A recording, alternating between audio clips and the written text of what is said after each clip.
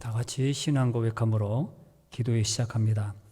전능하사 천지를 만드신 하나님 아버지를 내가 믿사오며 그의 아들 우리 주 예수 그리스도를 믿사오니 이는 성령으로 잉태하사 동정녀 마리아에게 나시고 본디오 빌라도에게 고난을 받으사 십자가에 못 박혀 죽으시고 장사한 지 사흘 만에 죽은 자 가운데서 다시 살아나시며 하늘에 오르사 전능하신 하나님 우편에 앉아 계시다가 저리로서 산자와 죽은 자를 심판하러 오시리라.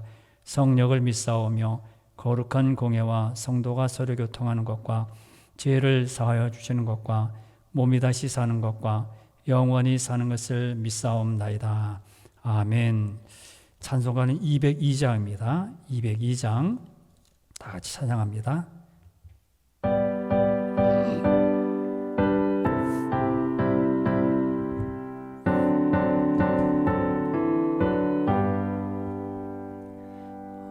하나님 아버지 주신 책은 귀하고 중하신 말씀일세.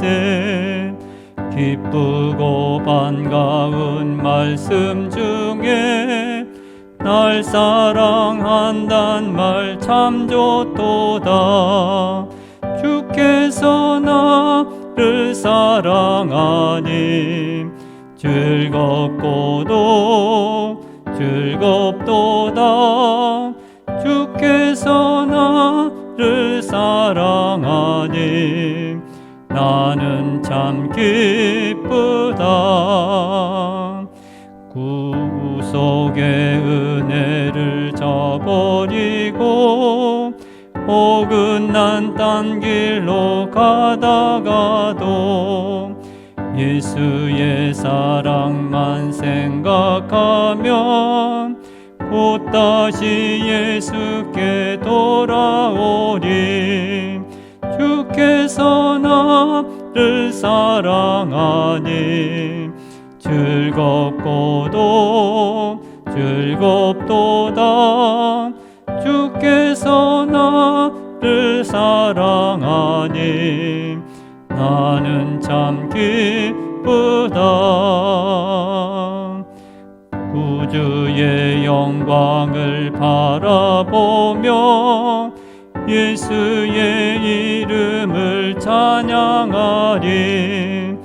영원히 찬양할 나의 노래 예수의 이름이 귀하도다. 주께서 나를 사랑하니 즐겁고도 즐겁도다. 주께서 나를 사랑하니 나는 참 기쁘다.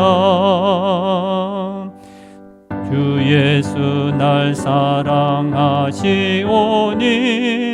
나 또한 예수를 사랑하네. 날 구원하시려 내려오사 십자가 위에서 죽으셨네.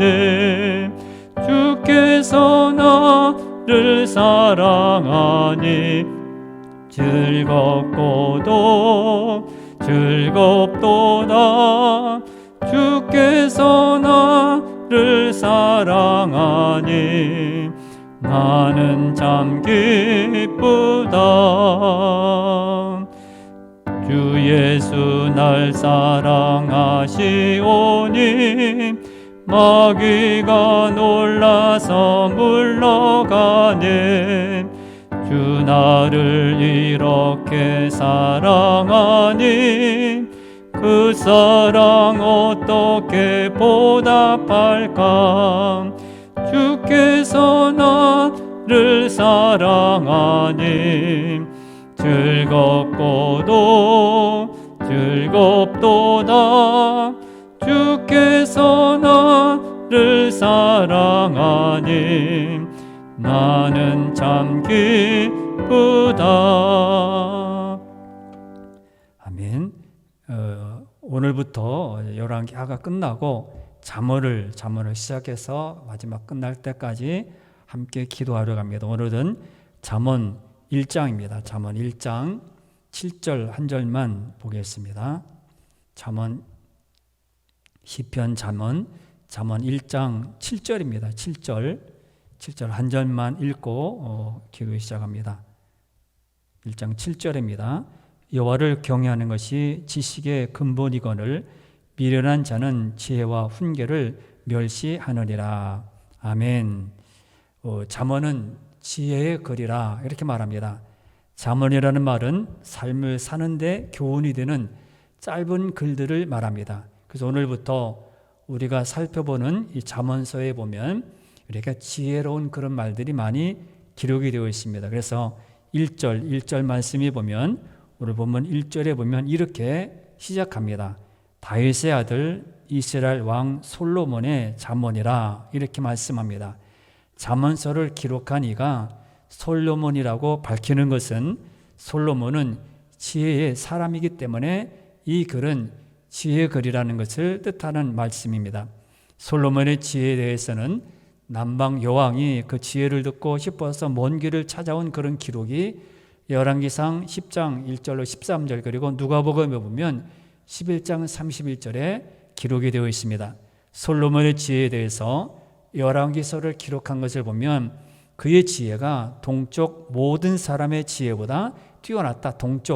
동방에 있는 누구보다도 지혜가 뛰어났다. 그렇게 말씀합니다.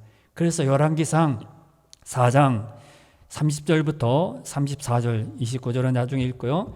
30절부터 34절에 보면 열왕기상 4장 30절부터 34절을 제가 읽어드리겠습니다. 여기 보면 솔로몬의 지혜로운 곳에 대해서 잘 기록하고 있는데 그 뒤에도 10장에 보아도 다 마찬가지로 그렇게 지혜로운 것을 말씀합니다. 그래서 열왕기상 4장 30절부터 34절 읽어드립니다. 솔로몬의 지혜가 동쪽 모든 사람의 지혜와 애굽의 모든 지혜보다 뛰어난지라 그는 모든 사람보다 지혜로워서 이스라엘 사람 에단과 마올의 아들 헤만과 갈골과 다르다보다 나음으로 그의 이름이 사방 모든 나라에 들렸더라. 그가 잠언 3,000가지를 말하였고 그의 노래는 1,005편이며 그가 또 초목에 대하여 말하되 레바논의 백향모로부터 담에 나는 우슬쪽까지 하고 그가 또 짐승과 새와 기어다니는 것과 물고기에 대하여 말한지라. 사람들이 솔로몬의 지혜를 들으러 왔으니 이는 그의 지혜의 소문을 들은 천하 모든 왕들이 보낸 자들이더라. 이렇게 기록하고 있습니다. 32절에 보면요, 그가 잠언을 3,000가지를 말하고 우리가 들을 수 있는 그런 짧은 교훈의 글을 3,000가지를 말하고 노래는요 1,005 노래가 1,005편이라 이렇게 기록하고 있습니다. 얼마나 많이 솔로몬이 지혜에 대해서 말했기에 이렇게 말을 합니까? 3,000 그리고 1,005편 노래 이렇게 말합니다. 여기에서 솔로몬의 잠언에 대해서 우리가 귀하게해서 이렇게 정말 뛰어나고 훌륭한 그런 지혜로운 그런 왕인데 동쪽에서 모든 사람보다 애굽의 모든 지혜보다 지혜로웠고 그리고 모든 사람들이 그 지혜를 듣기 위해서 왕들이 보내가지고 듣게 됩니다. 그런데 오늘 4장 열왕기상 4장 29절에 보면요, 그와 같은 지혜, 그와 같은 노래, 그와 같은 잠언이 스스로 이 솔로몬 왕에게 있지 않고 어디에 있다고 말합니까? 열왕기상 4장 29절을 읽어드리면 29절입니다. 하나님이 솔로몬에게 지혜와 총명을 심히 많이 주시고 또 넓은 마음을 주시되 바닷가에 모래같이 하시니 이렇게 말씀합니다. 솔로몬의 지혜가 그가 공부를 많이 해서 배운 것이 많고 또 경험이 많아서 삶의 경험이 많아서 이렇게 3,000가지 잠언을 말하고 노래도 1,005을 말했을까? 아닙니다. 29절에 보면 뭐라고 합니까? 하나님이 그렇게 말합니다. 주어가 누굽니까? 솔로몬이 그렇게 뛰어나게 말하는 것이 아니라 하나님이 그에게 총명을 많이 주셨다. 또 넓은 마음을 주시되 바닷가에 모래같이 그렇게 주셨다 말합니다. 솔로몬이 아닙니다. 솔로몬이 뛰어난 것이 아닙니다. 하나님께서 그에게 지혜와 총명을 주셨기 때문이라 이렇게 말씀합니다. 그의 지혜는 단지 인간적인 머리, 인간적인 똑똑함 그것이 아니라 하나님의 지혜였습니다. 이제 우리는 첫 시간으로 잠언에 대해서 계속 이제 1장부터 쭉 마지막 장까지 공부를 하겠는데요. 잠언서를 오늘은 잠언서를 왜 읽어야 하고요? 누가 읽어야 되느냐? 왜 꼭 읽어야 되고 누가 읽어야 하는지를 오늘 생각을 해보겠습니다. 잠언은 우리가 말씀드린 것처럼 지혜와 훈계와 명철을 준다고 했습니다. 잠언을 읽는 이유는 지혜를 얻기 위함입니다. 2절 말씀에 오늘 보면 2절을 보겠습니다. 2절에 이렇게 말합니다. 이는 지혜와 훈계를 알게 하며 명철의 말씀을 깨닫게 하며, 이 잠언은 하나님께서 주신 이런 잠언은 이렇게 지혜와 훈계를 알게 하고 명철의 말씀을 깨닫게 한다. 그리고 3절에 보면 뭐라고 합니까? 더 세밀하게 말했는데, 앞에 2절에 대한 그런 설명으로 세밀하게 말했는데 3절에서는 뭐라고 합니까? 지혜롭게, 공의롭게, 정의롭게, 정직하게 행할 일에 대하여 훈계를 받게 하며, 이렇게 기록되어 있습니다. 우리가 세상을 살아가면서 가져야 될 가장 중요한 요소, 중요한 그런 방법, 그런 모습은 무엇일까요? 돈을 가지고 있어야 사람다울까요? 건강해야 사람답게 살고 정말 가치 있게 살까요? 아니면 명예, 또 기술이 있어야 뭐 배우고, 기술이 있어야 먹고 사는데 기술이 있어야 사람다운 모습으로 살까요? 기술이야 시간이 지나서 내가 거기에 습득을 하게 되면, 거기에서 훈련을 받고 습득을 하면, 교육을 받고 습득을 하면 얻을 수 있습니다. 그런데 사람들은 직업적인 기능을 잘하는 데서 행복을 느끼지 못합니다. 이거 별것도 없어, 너무 따분해 말합니다. 지혜롭고 공의롭고 정의롭고 정직한 것은 사람들이 오랜 세월 동안 중요한 가치로 여겨왔던 것입니다. 이것들의 정리가 잘 돼 있고, 지혜로운 마음, 공의로운 마음, 정의로운 마음, 정직한, 이런 것이 정리가 잘 돼 있는 사람들은 굳이 생활에 대해서 이렇게 살아 저렇게 살아, 왜 도덕적이지 못해, 왜 사람답지 못해, 그렇게 말하지 않아도 잘 살아갑니다. 훌륭한 인격을 가지고 훌륭한 사람으로서 남이 뭐 법을 세우지 않아도 법대로 살지 않고 자기 마음대로 이렇게 살아도 그는 법에 저촉이 되지 않습니다. 사람들은요, 이상하게 눈앞에 보이는 것만 바라보며 살려고 합니다. 인생을 이익과 손실로만 계산하면서 사는 사람이요, 내가 이익이 되는가? 여기서 내가 삶에 보탬이 되는가? 계산을 해가지고 계산기를 두드리면서 사는 사람입니다. 이런 사람은 이익을 위해서라면 지혜로운 거, 공의로운 거, 정의로운 거, 정직한 거 다 포기할 수 있고요, 다 멀리할 수 있습니다. 오늘 보면은 역시 인간이 참된 인간다운 모습을 갖기 위해서는 잠언을 읽어야 한다, 이렇게 기록하고 있습니다. 잠언을 읽다 보면 인간에게 필요한 중요한 가치가 무엇인지, 사람에게 돈이 필요할까, 명예가 필요할까, 가장 중요한 것이 무엇인지 우리에게 알려줍니다. 이런 중요한 가치를 잠언을 통해서 얻게 되고, 따라서 잠언을 읽어야 합니다. 그러면 누가 이 잠언을 읽어야 할까요?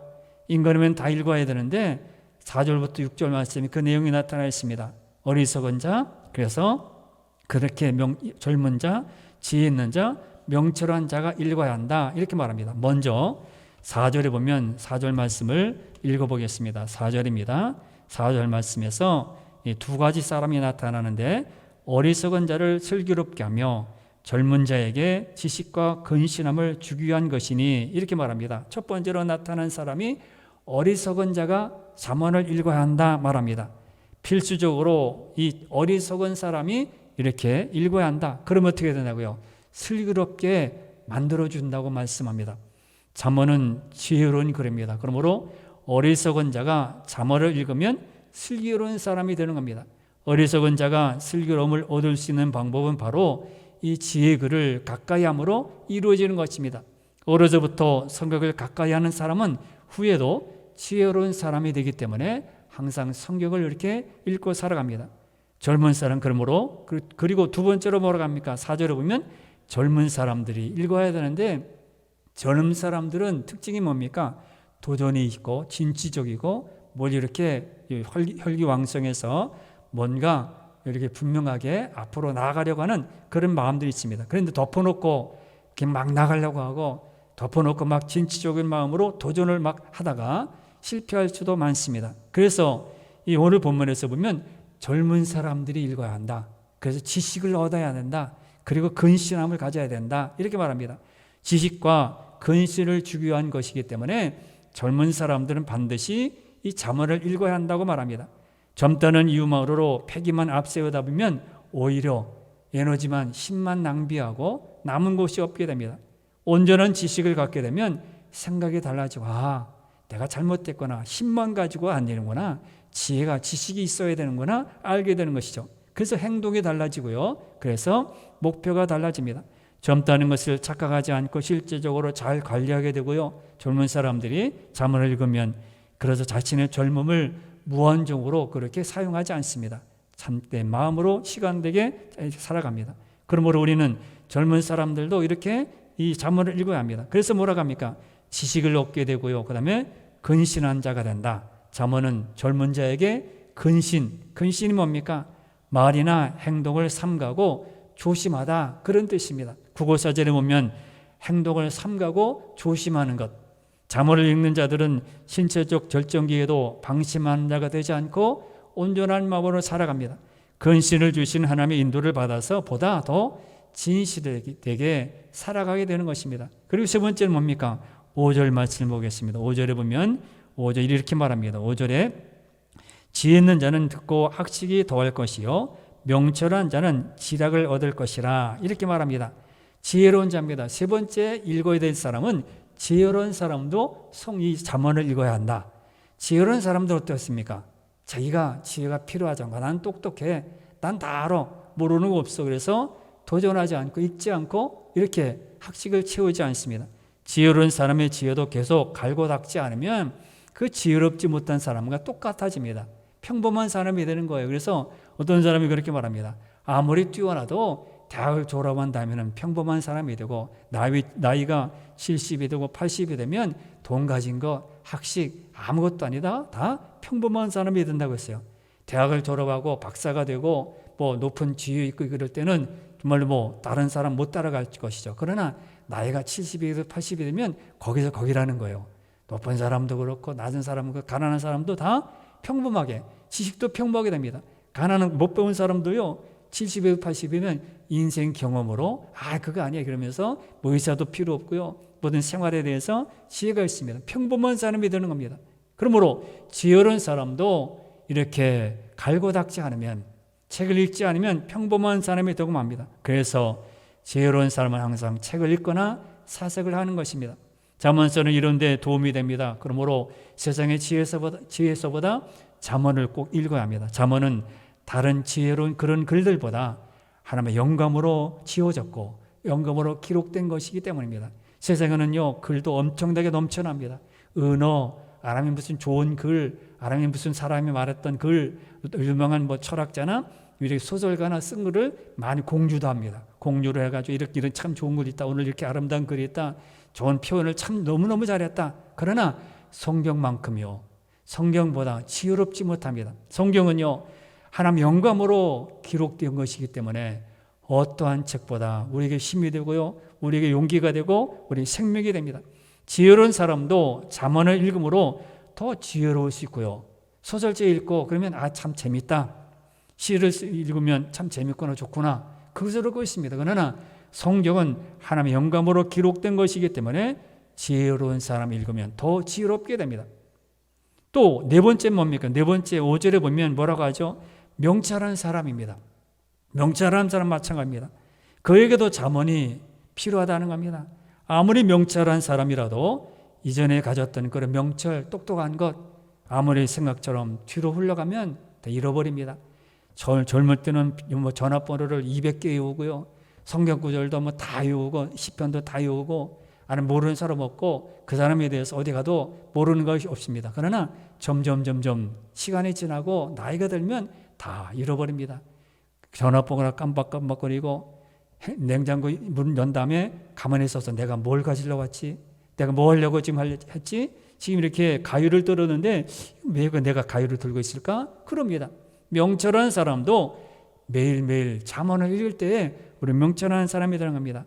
우리에게도 이렇게 세상의 모든 이치를 보면 그런 것입니다. 그러므로 이렇게 명철한 사람은 어떻게 된다고요? 지략을 얻게 된다.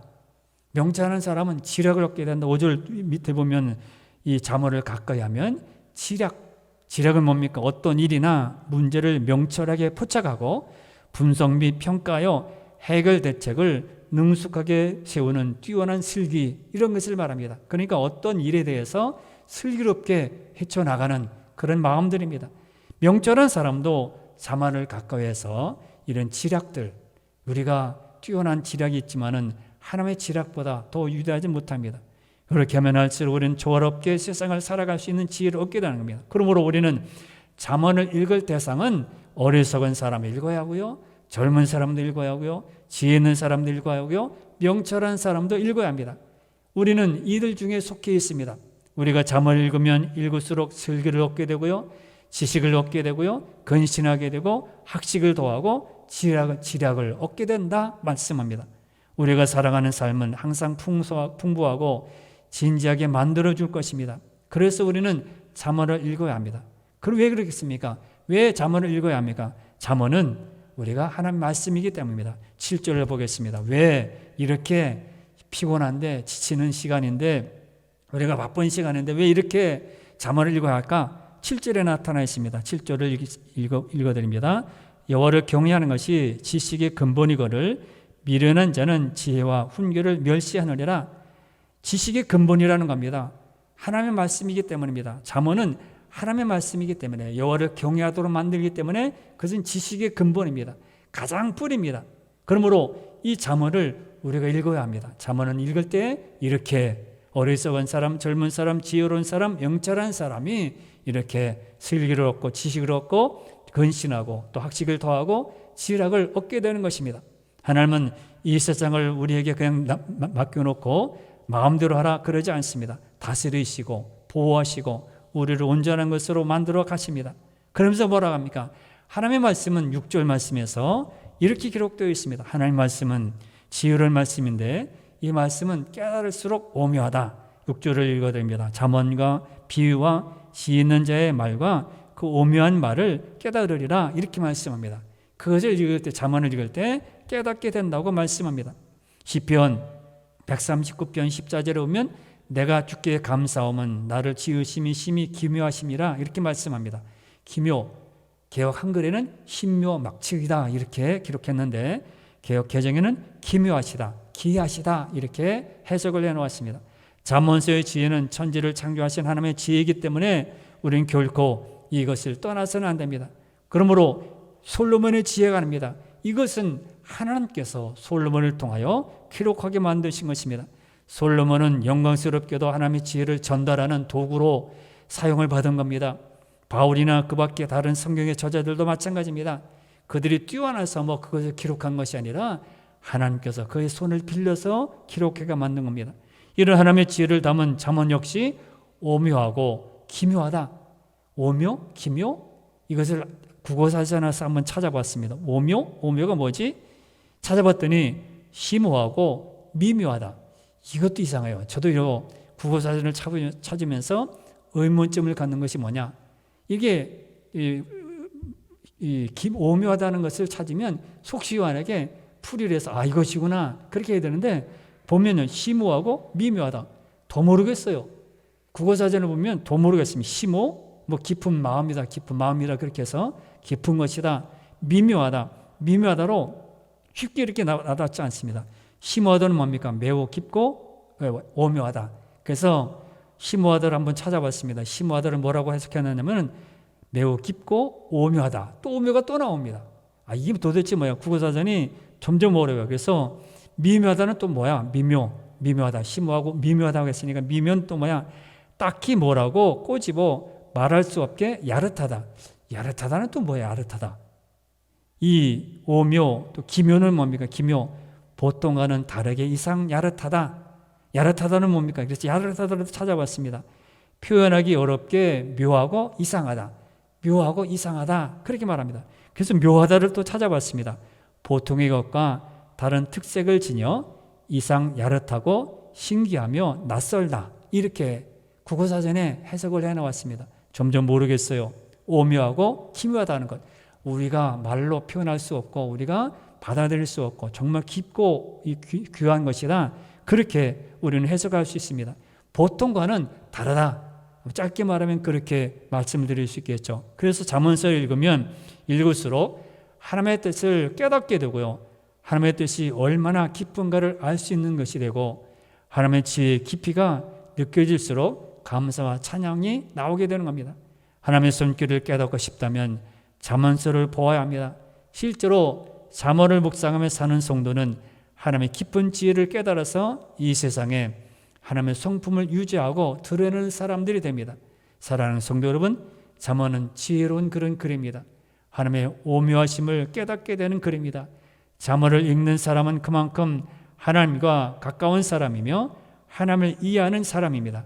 잠언을 통해서 하나님의 지혜를 얻는 그런 모든 자들이 되길 바라고 오늘도 기도할 때 하나님의 뜻이 얼마나 기쁜지 알게 하여 주옵소서.